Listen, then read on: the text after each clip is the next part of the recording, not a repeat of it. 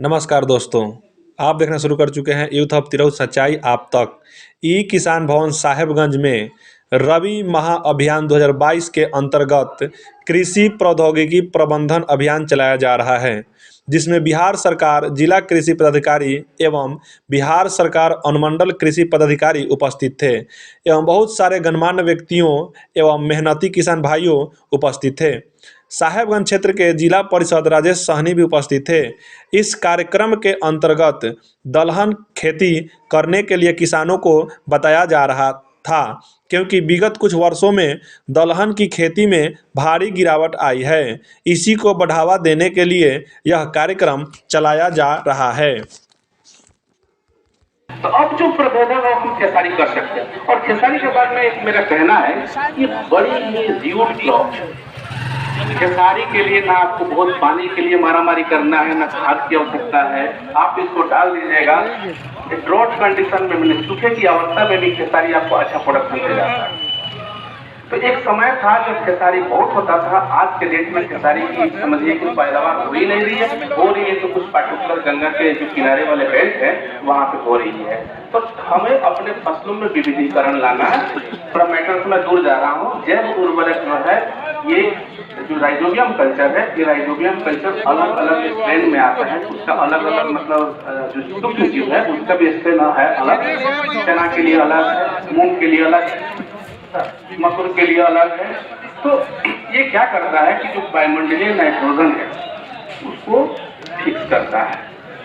और जड़ जो होता है दलहनी फसल, उसको उखाड़ेंगे आप तो उसमें गांठ रहता है, और उसको थोड़ा सा दबाइएगा तो उसमें पिंक कलर का, गुलाबी कलर का होता है। वो गांठ में एक राइजोबियम, वही बैक्टीरिया होता है जो सहजीवी फॉर्म में रहता है और वो नाइट्रोजन की उपलब्धता को कराता है। एक और होता है स्फुरघोलक जीवाणु।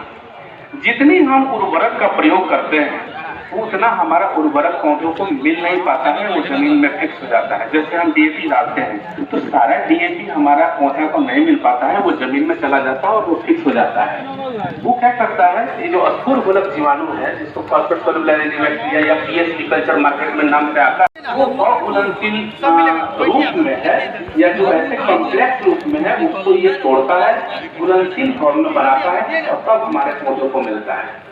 एक है एजोटोबैक्टर। अभी हम गेहूं की जो बुआई करेंगे, अगर हम एजोटोबैक्टर से अपना सीड का जो है शोधन करेंगे तो हमारा नाइट्रोजन की कमी को पूरा करेगा।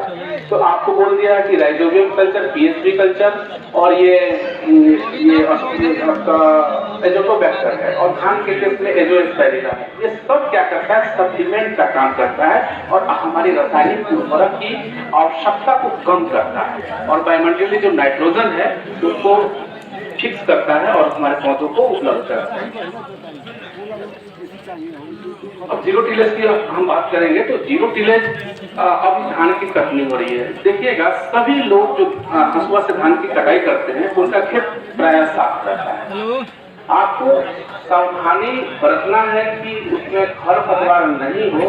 उससे बात हो गई है पैराक्वाइट के और ग्लाइफोसेट बैन हो गया। मशीन से, जीरो टिलेज मशीन से बुआई करने से एक फायदा सबसे बड़ी यही है कि हमारा समय की काफी बचत होती है। हम एक सप्ताह जो 10 दिन हमारा लग जाता है 4 चास करने में, 2 चास खड़ा करेंगे खेत को, फिर उस पर पाटा लगाएंगे, मिट्टी को भुरभुरा बनाएंगे, उससे बचाता है, हमारा समय, श्रम, संसाधन को कम करता है। और जीरो टिलेज क्या करता है, इसमें 11 टाइन या 9 टाइन का होता है। एक पतला चीरा लगाता है और उसके साथ जो बॉक्स तो बने होते हैं जिसमें कि एक में बीज होता है और दूसरे में जो उर्वरक होता है वो एक साथ गिराते रहता है। तो लाइन में जाएगा 2 से 3 सेंटीमीटर के जगह गेहूं का बीज गिरेगा तो उसका जमाव भी अच्छा होता है, क्योंकि वहां पर नमी भी होती है। खाद जितनी आवश्यकता है वो जहां आवश्यकता है वहीं जा रहा है। जो बीच का जो 22.5 सेंटीमीटर का जो गैप है गेहूं में, वहां तो नहीं जा रहा है। तो खरपतवार का जमाव भी कम होता है। सिंचाई के लिए एक नाला टाइप का, पतला नाला टाइप का बन जाता है, तो सिंचाई जल की आवश्यकता भी कम पड़ती है और लॉजिंग भी कम, मतलब जो गिरता है ना हवा चलने के बाद, वो गेहूं में गिराव भी कम आता है। इसी तरह मसूर का भी जो अब आप कहेंगे कि हम जीरो टिलेज मशीन कहाँ से लाएंगे, तो कृषि विभाग जो है यांत्रिकरण योजना के अंतर्गत आपको लाइन सोइंग करने के लिए zero tillage seed cum fertiliser drill आपको काम कर सकते हैं।